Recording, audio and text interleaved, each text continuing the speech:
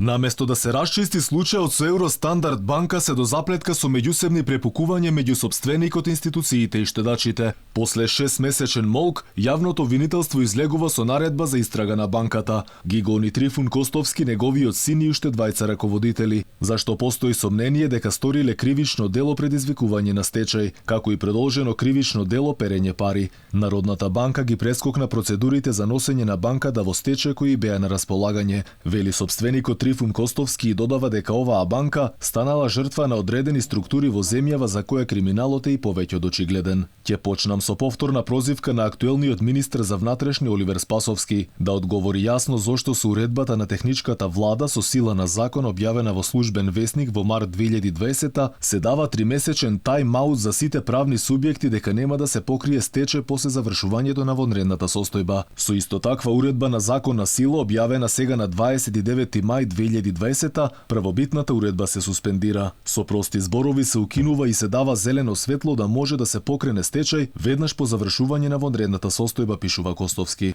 Инаку според обвинителството во периодот 2018-2019 година Евростандард не постапувала согласно законот за банки и препораките од Народната банка. Со ваквото работење придонеле за генерирање на големи материјални загуби. Од нефункционалните кредити на 149 фирми била направена штета од над 3 милиарди денари. Дополнително од 2017 до 2020 година во банката биле отворени нерезидентни сметки преку кои се вршеле трансакции, а Евростандард не пријавила сомнителни трансакции кои укажувале на перење пари. Се јавија и оштетените штедачи. Прашуваат каде Николче Петковски поклонил 1,2 милиони евра пари од оштетените депоненти на Евростандард банката. Николче Петковски доделил кредит на фирма на неговиот Вујко, која била презадолжена и која не била кредитоспособна да го враќа истиот. Воедно фирмата се уште ја должи истата сума, зголемена за достасаната камата. Петковски го одобрил кредитот, додека Трифун и Коста Костовски подпишале и се согласиле да кредитот биде доделен. Кредит кој што бил даден и за да не се врати. Чист криминал, реагираат штедачите.